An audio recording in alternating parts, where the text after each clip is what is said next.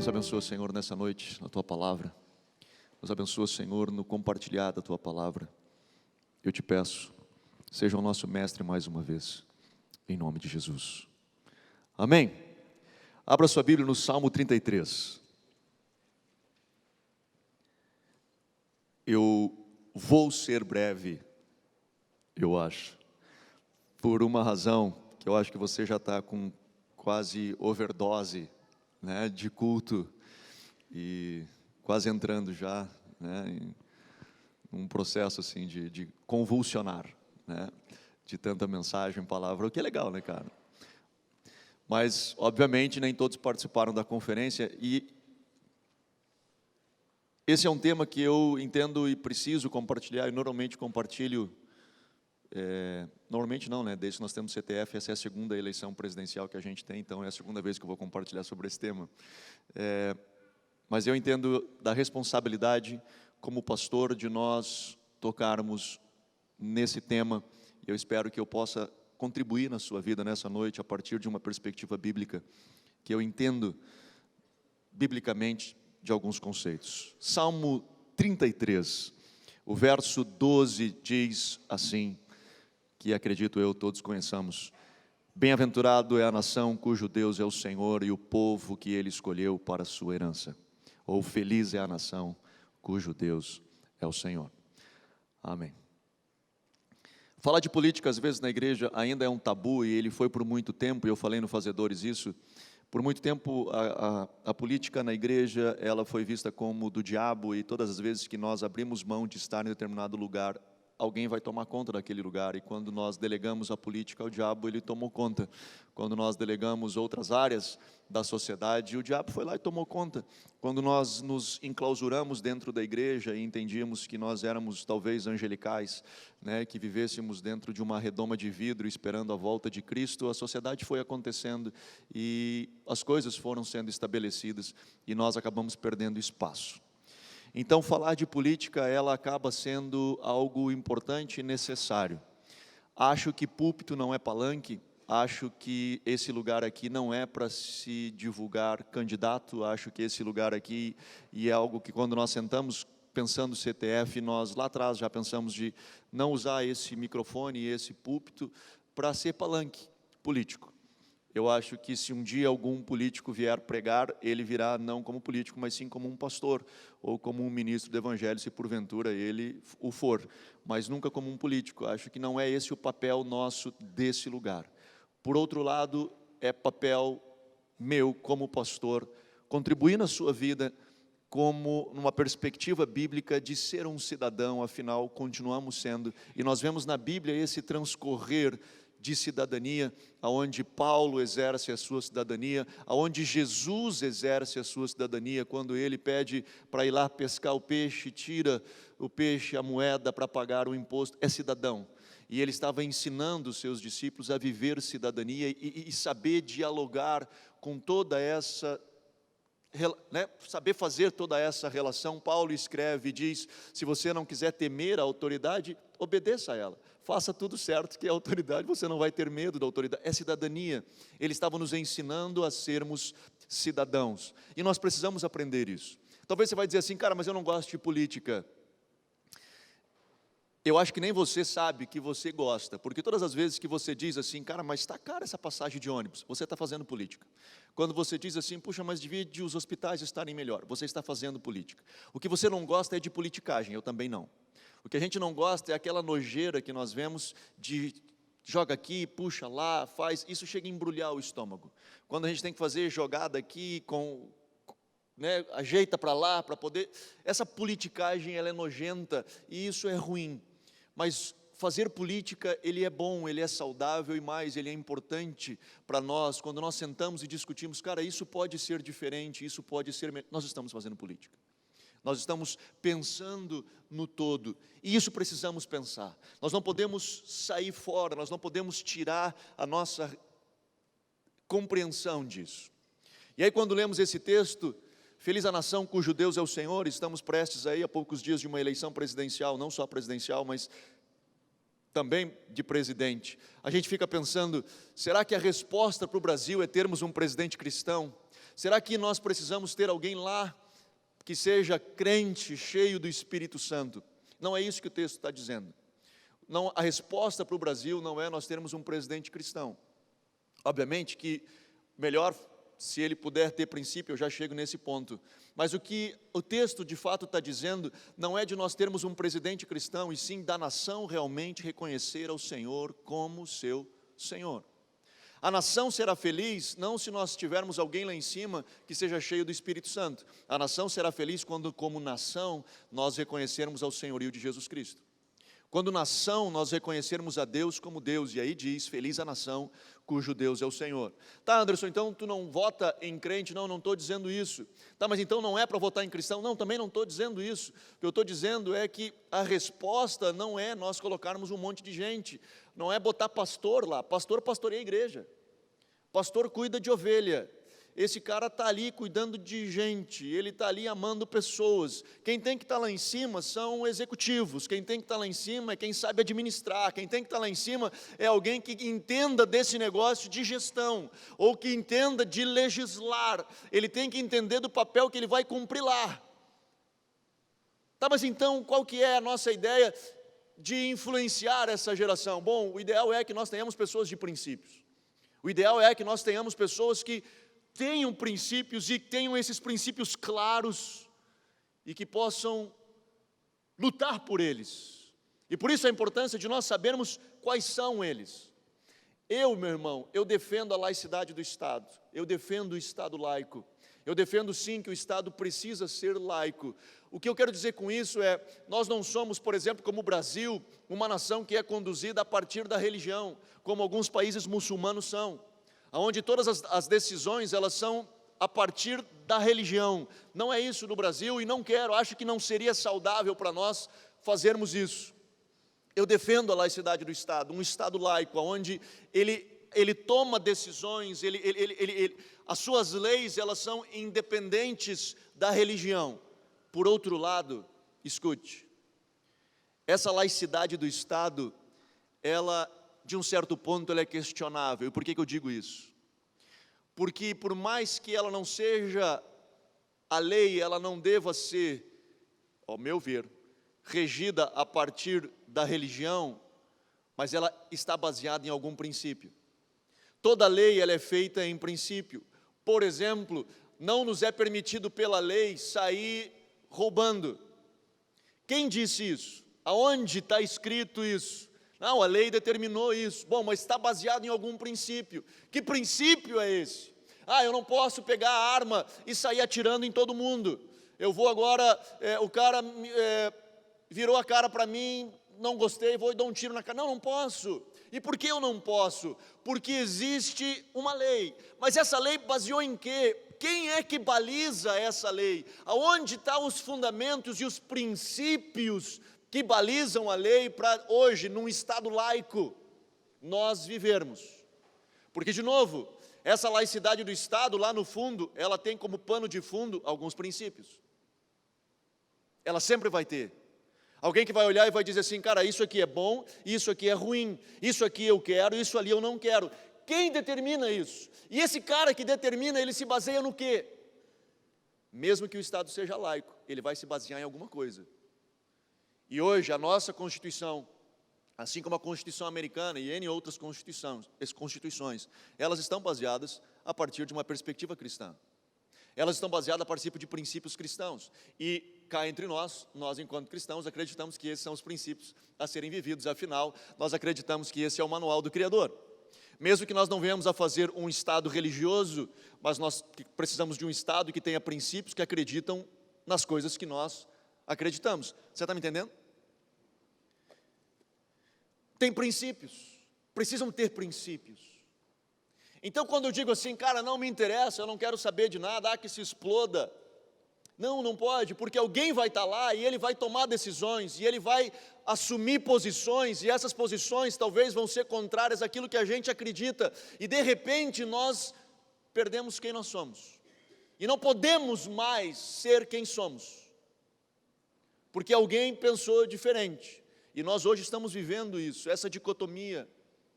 Nós estamos vivendo hoje dois extremos, e eu quero conversar um pouquinho com isso. Por isso que para nós é importante nós sabermos os princípios daqueles que nós colocamos lá. Nós precisamos, no mínimo, pensar um pouquinho. A gente não vota assim, tipo, eu vou ver se eu acerto alguma coisa, porque às vezes a gente falava assim, eu ganhei, porque o meu candidato foi eleito, tipo, ganhei. Não é uma competição.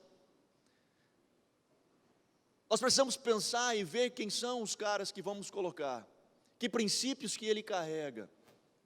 Como eu falei, nós estamos vivendo uma dicotomia, assim, dois extremos hoje. Parece uma luta da direita contra a esquerda. E eu não sou partidário, e não vou falar de partido com você, não sou filiado a nada de partido nenhum. Mas hoje se fala muito dessa questão, direita e esquerda, socialismo, capitalismo, qual que é o melhor, o que é mais parecido. Alguns dizem que o socialismo é a forma mais próxima do evangelho, e se dizem isso porque o socialismo, de uma certa forma, se volta ao pobre. Talvez essa seja a única coisa que se assemelhe ao evangelho, honestamente. Eu li o manifesto do Partido Comunista 2 vezes. Sentei, eu vou ler esse negócio. Está na internet, você pode baixar gratuito ou pode comprar, se quiser. Não, baixa gratuito, não gasta dinheiro com esse negócio.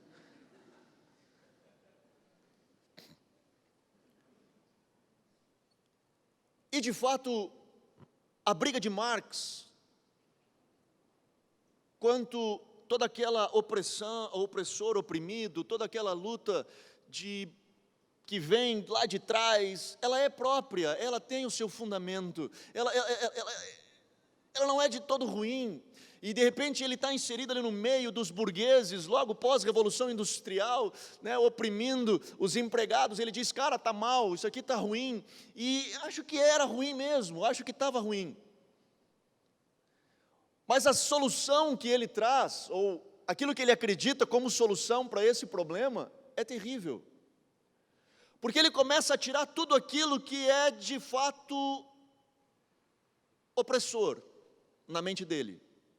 Tudo aquilo que coloca de alguma certa limitação ou regra. E isso entra em tudo, na economia, na propriedade privada, entra até na religião, né? Porque a religião oprimiu, e entra na família. Porque a estrutura familiar ela é opressora. Porque é o pai, é a mãe, é o patriarca, é o matriarca, é os filhos, e de repente isso tudo precisa ser destruído para que a pessoa seja livre. E aí de repente nós começamos a quebrar tudo e nós não temos mais aonde apoiar os nossos pés. Nós não temos mais princípio. O meu professor de filosofia, que era marxista, por incrível que pareça, mas ele dizia, você deve de questionar. Na filosofia, afinal, você questiona o que pode, mas tem um momento, tem uma hora lá, que você precisa aprender a parar de questionar. Porque chega um momento, quando você questiona tudo e você tira todas as bases, você se perde. Então chega uma hora que você precisa parar e dizer, cara, a partir daqui eu não posso mais, porque senão eu já não sei mais quem eu sou. Senão eu já não sei mais aonde eu me agarro para continuar caminhando. E isso é perigoso, é muito perigoso. Hoje a crítica ao capitalismo é que o capitalismo ele fica o rico e o pobre. E não estou defendendo o capitalismo, hein? Não estou. A única coisa mais parecida com o evangelho é o próprio evangelho. A resposta não é nem capitalismo, nem socialismo, é o evangelho. O que o mundo precisa é de Cristo. Então eu não estou defendendo nada, eu estou tentando fazer uma análise, talvez... Tentei ser o máximo não tendencioso, por mais que é difícil, a gente sempre vai ver a partir de uma perspectiva, obviamente, né, da gente, da nossa história, da nossa experiência de vida. Mas faz a crítica de que o capitalismo tem o rico e o pobre, e isso é ruim, porque no capitalismo ou tem aqueles ricos, e aí ou talvez a classe média alta, ou a classe média e o pobre, e isso é ruim. Só que no socialismo, cara, só tem uma opção, pobre. Porque ou o rico é o governo, ele detém tudo, e o resto todo mundo nivelado por baixo. E de novo, não estou defendendo o capitalismo, mas Quando eu olho o Evangelho, quando eu vejo o Evangelho, e essa é a minha grande questão, quando eu vejo o Evangelho, eu vejo, por exemplo, o Senhor nos dando o direito de escolha, o direito do livre-arbítrio, Ele dizendo, cara, você escolhe e as suas decisões vão trazer consequências. Tá, mas tem o pobre, às vezes ele não tem opção, ele não tem como, tá mal, e nós temos que consertar isso. Mas o fato, para consertar isso, na minha perspectiva e até na perspectiva bíblica, não é tirar o direito de decisão e de opção de todos. Porque o Senhor nunca nos tirou o direito de opção. Mesmo lá no Éden, a ponto de colocar tudo a perder, Ele dá o direito de opção. Cara, é uma escolha sua. Tu vai determinar o seu futuro. Ele nos dá a lei da semeadura, você planta e você colhe. Então, se você plantar certo, você vai colher. O comunismo, ele tolhe isso. Você perde essa capacidade. Sou eu quem defino para você o que você vai ser. Sou eu quem defino para você como você vai viver. Eu transfiro ao governo esse direito. E ele começa, a partir disso, ele começa a interferir na nossa vida, na nossa casa, na nossa família e na nossa estrutura. E de novo, eu não vou aqui dizer para você em quem você deve votar. A única coisa que eu estou querendo fazer é uma análise com você, que hoje nós estamos vivendo um momento realmente polarizado. E, dependente do partido que você goste ou não, eu só quero que você atente para algumas coisas a partir de uma perspectiva bíblica. Que você cuide como você vai viver a partir disso. Eu, como cidadão, obviamente eu tenho uma posição, como pessoa, indivíduo eu tenho, e não a externo, nem nas minhas redes sociais, pelo fato, acho que eu poderia fazê-lo na minha rede social, na minha página pessoal. Eu não a faço porque a minha página pessoal acaba sendo, não a uso como pessoal, eu sempre uso ela como ministerial, né, sempre, a não ser quando tem que divulgar alguma coisa de café, ou alguma coisa assim, que daí eu compartilho, né, ou alguma piada que eu acho engraçada, eu compartilho. Mas, no mais, eu sempre compartilho coisas ministeriais, e acho que eu não poderia, não deveria de usar essa influência ministerial para influenciar outros, acho que não, acho que eu devo de influenciar nessa área, como indivíduo, como pessoa, e por isso eu optei por não fazê-lo. Se um dia talvez criar uma outra página ministerial e ficar só com a minha, talvez eu faça, mas eu fiz essa opção. Então não estou aqui influenciando ninguém, ou dizendo quem você, ainda que eu tenha candidato, obviamente, mas que você tome a sua decisão, mas que faça isso a partir de uma consciência cristã, dentro de um Estado laico, mas o faça com uma consciência cristã, com princípios cristãos, entendendo que a sua decisão hoje vai influenciar muito lá na frente. Ela vai influenciar muito lá na frente. Abra sua Bíblia comigo, lá em Gênesis. E essa é uma história interessante, que talvez nós nunca nos demos conta disso. Em Gênesis capítulo 41, a história de José no Egito, da interpretação do sonho de Faraó. Gênesis 41, o verso 53, para dar o verso para vocês.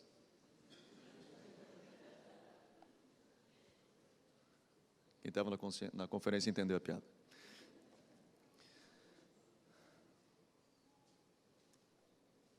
Essa é a história que José estava preso no calabouço. O faraó tem um sonho das 7 vacas gordas, 7 vacas magras, lembra?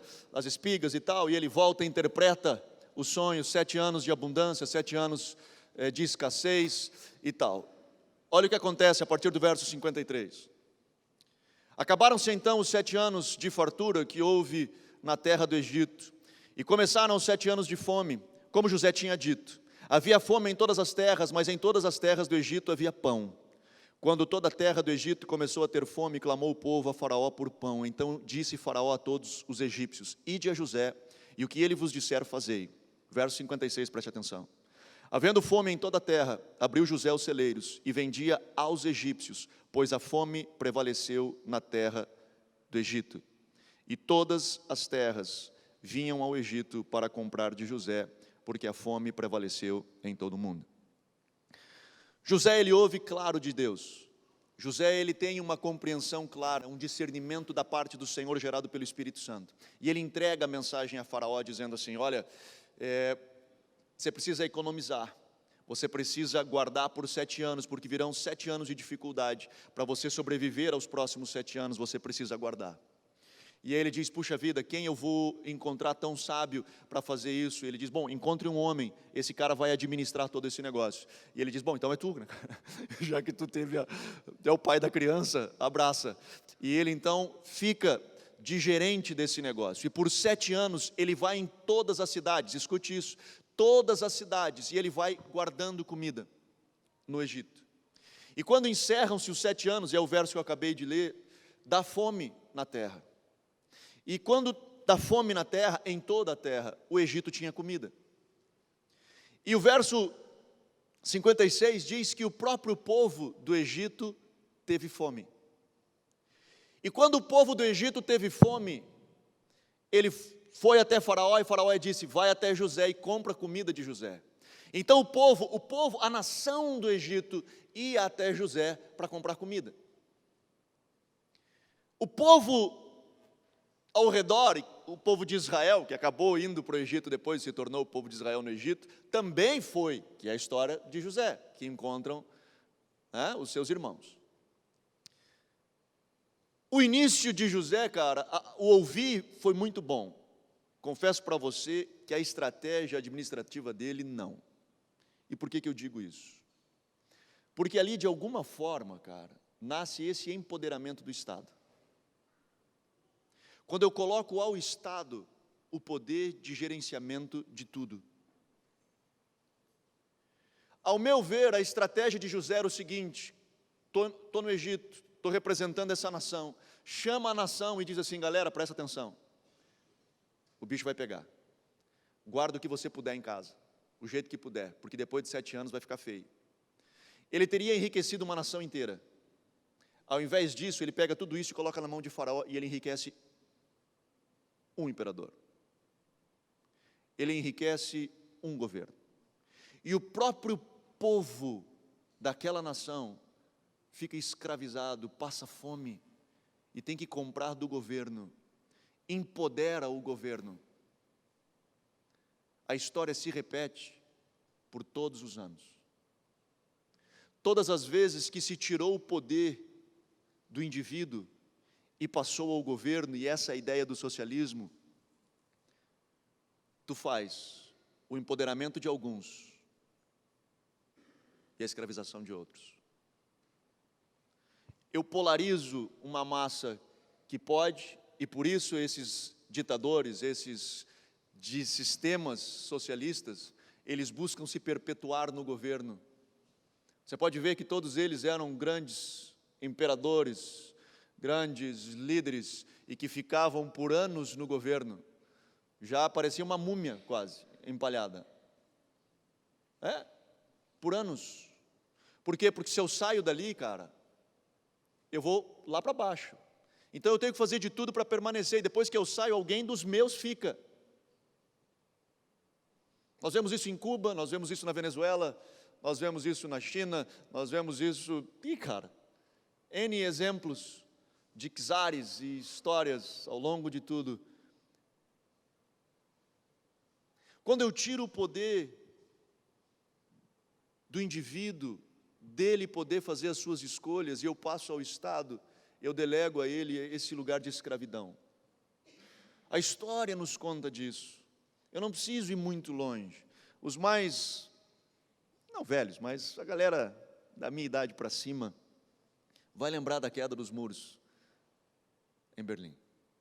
Quando aquilo aconteceu, depois da Segunda Guerra, essa divisão da Alemanha, um lado ficou o socialismo, outro lado o capitalismo, a Alemanha Oriental, a Alemanha Ocidental, e Berlim ela é dividida nesses dois. E ali então se junta esses dois sistemas bem pertinho, sem divisão alguma, não tinha muro, não tinha nada, mas um lado daquela cidade era cuidada por um sistema e o outro lado era cuidado pelo outro. O mundo vivia polarizado naquela época. Vocês vão lembrar da história da Guerra Fria. Se vivia isso, as grandes potências, União Soviética, Estados Unidos, um representando o socialismo, outro representando o capitalismo. Logo, nesse contexto todo, começou a se ver um êxodo de pessoas saindo da Alemanha, de Berlim Oriental para Berlim Ocidental. Daquele que estava vivendo debaixo de uma estrutura opressa e do outro que... Por que eu estou aqui, cara, debaixo desse mau tempo? Se eu só vou para lá. E de repente começa a ter um êxodo muito grande que não, vamos construir um muro aqui, cara. porque senão nós vamos perder esse povo. E aí começa esse negócio dos caras do lado de lá tentando passar para o lado de cá, e tentando dizer como eu posso escapar desse negócio, porque eu estou aqui vivendo numa opressão, e ali do lado, cara, é diferente. De novo, eu não estou defendendo um sistema político. O mais próximo do Evangelho é o próprio Evangelho, não tem nada disso. Não existe capitalismo, existe socialismo, só tem um negócio que ele arrebenta com a gente. E nós temos que cuidar com isso. Porque ele vai tolir você na sua expressão de fé, ele vai tolir você na sua expressão de cuidar da sua casa, dos seus filhos. E eu não posso dizer assim, cara, é o governo. Não, cara, vai chegar, vai bater na sua porta.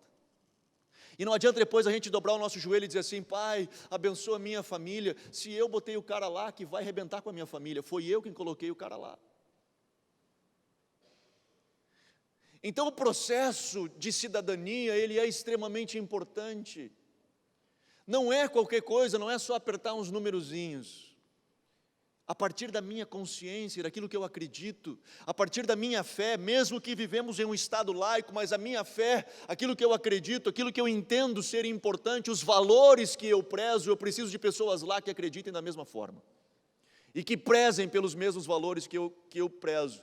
Eu não posso dizer, cara, coloca qualquer um. E meu irmão, por favor, nós no Brasil chegamos a um limite de que nós não suportamos mais corrupção.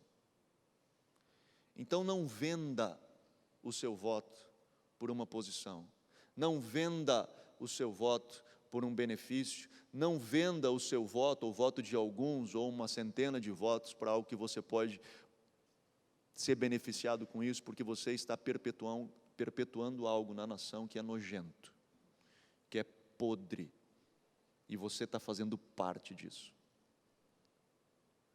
Não, mas em protesto eu vou votar branco, eu vou votar nulo. Não faça isso.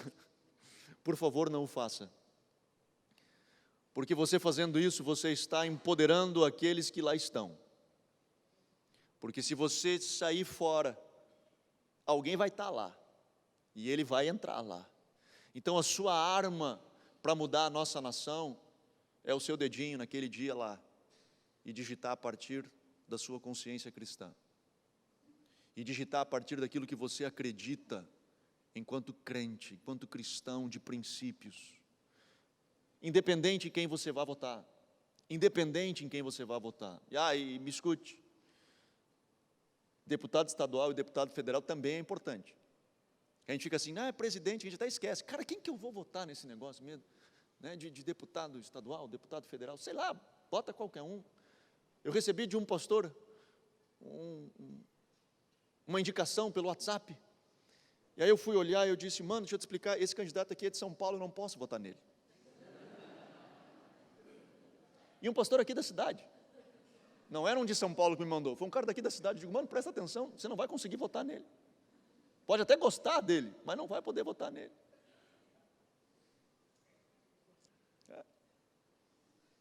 Ele ainda não me respondeu o WhatsApp.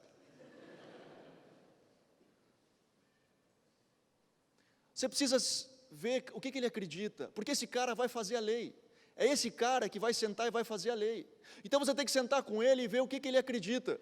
Eu tive o privilégio de poder sentar com os meus 2 candidatos, que não vou dizer obviamente quem é, não aqui pelo menos. Mas sentei com os 2 e perguntei mais do que isso. Eu perguntei, cara, antes de perguntar qual é a tua proposta, eu digo, cara, me conta um pouquinho da tua história aí. Tu está concorrendo com quem? Por que esse negócio do coeficiente eleitoral, a gente tem que saber, a gente não está lutando contra todo mundo, o cara do partido tal, ele está concorrendo com os caras do partido dele ou da coligação que ele está. Não interessa, o outro lá do outro lado, lá, o problema é dele, porque ele vai entrar se a legenda dele tiver um número X de votos para ele levar um número X de deputados. Você me entende isso? Esse é o tal do coeficiente eleitoral. Então eu digo, cara, você concorre com quem? Quem que é o cara que vai? Para mim saber se eu vou votar em ti, meu voto vai ter condição. Porque eu preciso saber se eu consigo te botar lá dentro, cara. Porque não é só para eu votar num cara que é meu amigo. Não, cara, eu preciso votar alguém, primeiro, que acredite naquilo que eu acredito, que ele de fato tenha condição de administrar, de ir lá e fazer um papel diferente, de ser, hoje, ao meu ver, de ser uma renovação que chega de podridão, não que todos que estejam lá são podres, não estou falando isso, mas tem um bocado de gente, eu preciso saber isso, que o cara seja, sei lá, ficha limpa, que se chama como quiser chamar, mas que seja alguém, e que ele tenha condições de chegar lá. E aí todos eles, não, cara, eu fulano, mas eu estou fazendo isso, estou fazendo aquilo, eu digo, vai, é verdade, tem chance, bora então, mano, conta comigo, estamos nessa, vamos junto. Já falei para os dois também, não sei se veio aqui, mas o púlpito não vai rolar, só para avisar, mas estou junto. Teve outros que me ligaram também, né, porque essa época liga um monte de gente, aparece um monte de amigo, né, e aí quando eu digo púlpito, nunca mais aparece. Pensa nisso, cara, você precisa pensar nesse negócio. É uma decisão extremamente importante. Nós temos clamado pelo Brasil, nós temos orado pela nação brasileira, pedindo, Senhor, toca a nossa nação, Senhor, move sobre a nossa nação. Passa também pelas nossas eleições, passa também, passa por isso. Não somos anjos, não estamos numa redoma de vidro. A decisão agora, que está aí há poucos dias, ela vai influenciar diretamente a sua vida. Ela vai influenciar diretamente o seu bolso, ela vai influenciar diretamente o jeito que você vai cuidar dos seus filhos e o direito que você vai ter de dizer algo para os seus filhos ou não. Já pensou nisso?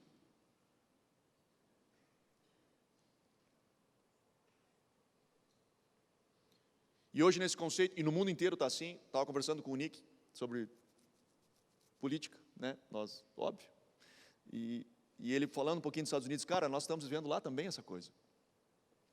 Do politicamente correto, a gente não pode, eu não quero tocar, eu não quero falar, eu não quero isso, então, que seja, pode tudo, tudo pode, e está dando problema. No Canadá, hoje, falei um tempo atrás com vocês aqui disso, né, mas o Steve me comentando, cara, hoje nós estamos com um problema, os pais já não podem dizer ou orientar os filhos em nada, nessa questão, seja sexual, não, já está proibido. Eu digo, tá, e agora? O que faz? Eu digo, cara, vou ter que esperar agora cruzar todo esse povo, para nós conseguir botar outros lá, para ver se nós conseguimos reverter esse negócio. Mas hoje nós não podemos, temos que ficar calados. Ou seja, eu estou entregando ao Estado, como ele vai dizer para mim como eu devo de educar os meus filhos. Eu entrego ao Estado como ele vai lidar com a minha própria sexualidade. Eu entrego ao Estado o que ele vai lidar com aquilo que eu acredito ou que eu creio. Eu delego a ele, eu me torno um escravo.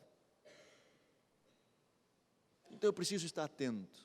Nós de fato estamos vivendo um tempo muito importante.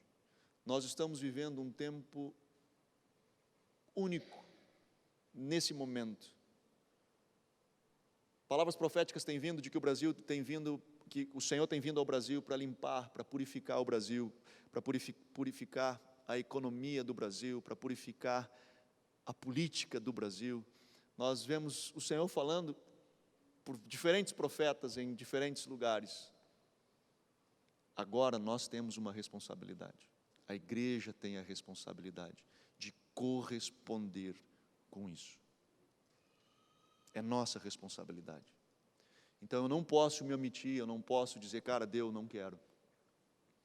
Eu preciso cair para dentro, cara, com consciência, eu preciso estudar o cara, eu preciso pesquisar o cara que eu vou votar, desde o deputado estadual até o presidente, eu preciso pesquisar o cara, eu preciso pegar a opinião. Se você está em dúvida, conversa com pessoas que você admira, conversa com pessoas que você conhece, pergunta, cara, o que você acha disso? Pergunte. E a partir da sua consciência cristã, a partir dos seus princípios cristãos, você exerça o seu direito de cidadania. E que nós possamos, em nome de Jesus, avançar como país. E que possamos criar condições e a liberdade de podermos ver um Brasil que, no final de tudo, possa dizer, bem-aventurada nação, cujo Deus é o Senhor. Amém? Vamos ficar de pé? Paizinho, eu te agradeço nessa noite pela Tua palavra e ajuda-nos, Senhor, como nação brasileira, a ouvirmos a voz do Teu Espírito. Assim, Senhor, como nós pedimos a direção para emprego, assim como nós pedimos a direção, Senhor, para arrumar namorada, esposa, Senhor, nos dá a direção a quem nós devemos de clicar lá naquele dia. Que Teu Espírito nos conduza. Senhor, toma esse Brasil, toma essa nação nas Tuas mãos e conduza-nos. Conduza-nos, Senhor. Que possamos estar sensíveis à Tua voz e respondermos ao Teu chamado. Em nome de Jesus. Amém. Amém.